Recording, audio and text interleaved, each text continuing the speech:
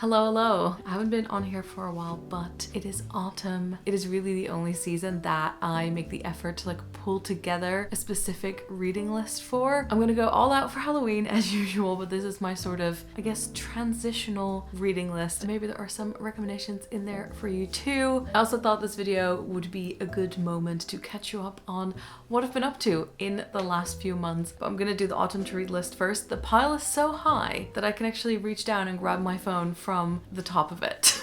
So let's see what's in there. This is part one. I'm gonna do autumnal first and then slowly move into more scary stuff. I'm currently listening to Villette by Charlotte Brontë and I'm not enjoying it very much. It is a sort of boarding school story and I had high hopes, but I basically need my next Brontë novel to be the one. I was going to do Agnes Grey, but I think I've decided on The Tenant of Wildfell Hall by Anne Brontë, my first Anne Brontë, because I just feel like this is the one that I've heard the most positive things about, so that's why I'm going to give this a go. It says, courageous and controversial, a beautiful and mysterious young widow who moves in. And then there is a young man who is very much drawn to her. And kind of staying in the same theme, I guess, of governesses, I Have Trouble by Lex Croucher. Gwen and Art has been one of my favorites of the year, and so I was very excited to have their new book. Lex is also one of my friends and I got to interview them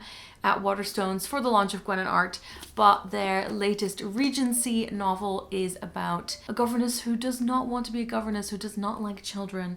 It says Emily Lawrence is a liar. Lex's books are always so witty and funny and I just love the tone of them combined with the Regency setting. I think this one is slightly inspired by The Sound of Music and I should have read this ages ago. I've started in it now, so that is up next. And we've got another boarding school story. I think this is set during summer, but I'm gonna have to take it into autumn. It is Mrs. S by Kay Petrick. This is a proof copy actually, but the book is out and it comes with a sealed letter. I haven't actually opened the letter. Let's see what it says. Ooh, this is the image that is on the final cover. This is about a woman who shows up at a boarding school to be the matron, and then she meets the headmaster's wife, who is totally her opposite, and an illicit affair starts. Then at the same time, I was sent this proof copy by Fourth Estate, and it is The Other Side of Mrs. Wood. Again, I think this is going to be really great for autumn, and this is about that time that people were obsessed with mediums. So this starts in 1873. There's a great sentence in here. It says, and then at one of Mrs. Wood's routine gatherings as a medium, she hears something terrifying, faint but unmistakable, a yawn. And she basically knows that she's gonna have to sort of spice up the sessions that she does, and she takes on a young protege. We're now slowly wandering into more Gothic things. The next one is Dutch. It hasn't been translated, so I'm afraid this one is for the Dutch readers only, but it is Mary by Anne Eekhout. I bought this first of all because of the gorgeous cover, which Dutch publishing is not great at covers, although getting a lot better, but also because I'm just fascinated by a book written in Dutch by a Dutch author about Mary Shelley. It's set when Mary Shelley is 18. I feel like it's probably going to be an interpretation of some of Mary Shelley's life. It is fiction, so very keen to read that, and I feel like this is the right time for it. Then, of course, we've got Ninth House. Again, a very common autumn read. Is this dark academia? I'm not entirely sure. I know it's set at university and it is dark and has supernatural elements. So I think this is the last thing with the sequel Hellbent that I need to read by Leigh Bardugo before I've read everything she's written. Although they've just announced her new book, so obviously next year there'll be something new. I'm very curious about this. I've heard, I guess, mixed things about it. I think a perfect autumn read. Slowly making our way into Halloween stuff. There's no way I'm reading all of these books, by the way, but this is what I'm taking a selection from. I think it might finally be time for me to read Rebecca by Daphne du Maurier. I was listening to a podcast today called Novel Pairings, where they went in depth on Rebecca and talking about the tradition of books it's in and also linking it to Jane Eyre. So again, kind of connected to some of the other things I'm reading. I've had this book for the longest time. It's probably been in my collection for maybe over a decade, and I've never gotten rid of it because I knew I wanted to read it. I have seen the most recent Netflix adaptation. And I kind of wish I hadn't watched it.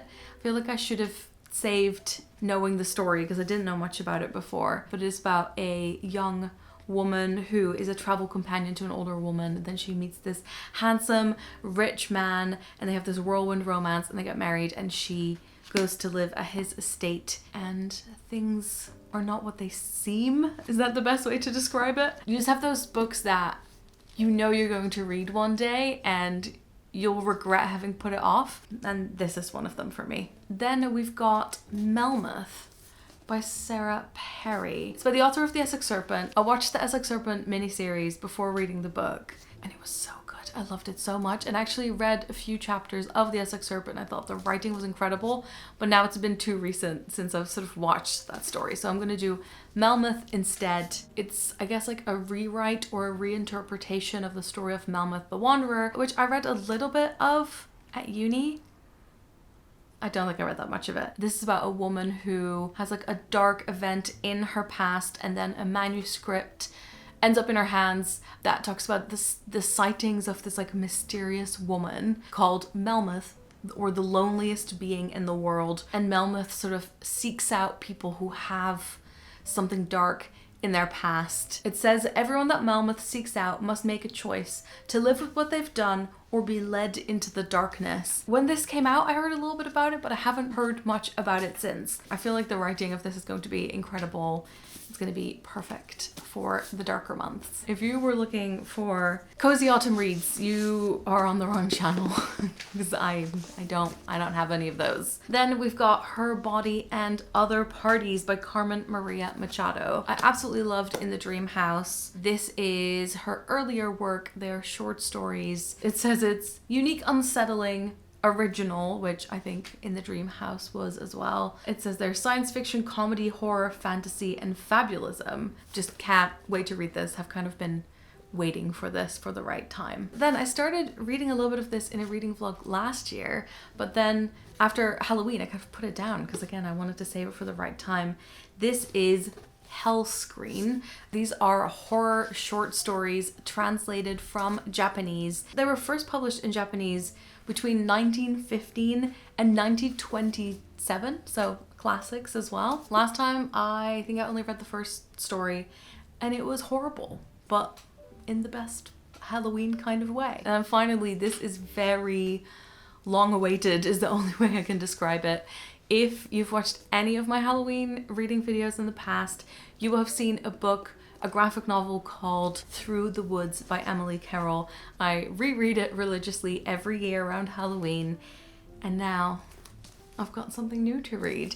It is called A Guest in the House by Emily Carroll. It's almost been a decade since Through the Woods came out, so I'm glad to finally have something new. She has done other work in between and also done some like shorter horror stories, but we've got a full-sized graphic novel. The drawings are usually so gorgeous, the colors. I cannot wait. I'm gonna read this in one sitting and then hopefully reread it many more times. That is my TBR. That's the book stuff. I took a tiny break to make some tea. It's the Tea Pigs licorice and peppermint, which is my favorite tea, not just in autumn, always, in my little Moomin mug. It's too hot. Quick rundown of some of the things I have been up to, just to catch you up from the last few months. In case you're watching and you don't know, I live in St. Albans, just outside of London, and I am a freelancer in publishing, and I do product photography, short form video, social media consultancy, and like a bunch of other things. I have spent a lot of my time this year crafting, which is one of the goals I had for the year, so that's great. I've done knitting, crocheting. Oh, I'm doing some embroidery. Let me show you. It is this Jane Eyre themed piece, and I was actually sent this by the person who runs an Etsy shop with her embroidery kits, so thank you very much, Abigail. I've been doing outdoor sketching. I've set up some of my own outdoor sketching meetups. I have been to museum meetups where people are doing sketching. If you happen to live in Hertfordshire and you're interested in outdoor sketching meetups, send me a DM. I've been doing film photography. I've got this camera. I've got a Canon one. That was another resolution I had for the year, to learn how to do that. I've also been making some stuff over on TikTok. I'm actually most active, I think, on Instagram. So if you do follow me on Instagram, you'll have seen what I've been up to, but I'm also on TikTok. I'm actually hosting a panel on book talk at the Cheltenham Festival on October 14th. I'll put info for that in the description in case you want to come along. Like I talked about in the last video, I'm still working on the podcast, the sci-fi podcast, the End of the World Book Club. I've been to Edinburgh, the Netherlands, Latvia and Lithuania, and I went to Bath for the Jane Austen Festival. I made a dress that took up like an entire month and have in fact documented all of those trips. I am planning to make a video about the crafting. I'm planning to make a video about the Jane Austen Festival. They are all things that take up a lot of time, and I feel like I spend a lot of time documenting and then I don't have enough time to do the stuff that it requires to like get it from my computer to your screen. I feel like autumn is a good time to just sit down inside and do some editing. I recently went on a really nice nature walk with my good friend Jen Campbell, who's also an author, and her new poetry collection, Please Do Not Touch This Exhibit, is out now, I think by the time you see this. It is heartbreaking, it is beautiful. It's about disability and IVF and hospitals mixed in with themes of circus and folklore. I was really privileged to read an early edition of this. I can't wait to read it again. I would really, really highly recommend it. I'm also thinking about doing a video that's a guide to St. Albans because I don't know how long we'll live here for. It's like 20 minutes outside of London. We've been here for a little while and I feel like I've gotten to know the place really well, and I'd love to share a little bit of that with you too. I think that's probably a good little update. I always find it funny that like I've been filming for the last few months, so to me it feels like I've, you know, been talking to you on here, but I haven't because I'm just talking to myself. This isn't a book haul video, but I just want to include it because I've just seen it off to the side. I got to go to the Rossetti's exhibition at Tate Britain, and I walked away with these two gorgeous books. We've got William Morris's Flowers and Dante Gabriel Rossetti's Portraits of Women. They had the massive exhibition book as well, which I'm editing my Edinburgh video right now. It turns out I saw it in Toppings in Edinburgh too, but it's huge, and I kind of wanted something that focused more on the portraits. So I've got that. If you want to see more of me and know about upcoming videos, don't forget to subscribe. And if you're keen to watch a Halloween reading vlog right now, you can watch one right here, and I will hopefully see you soon. Doei!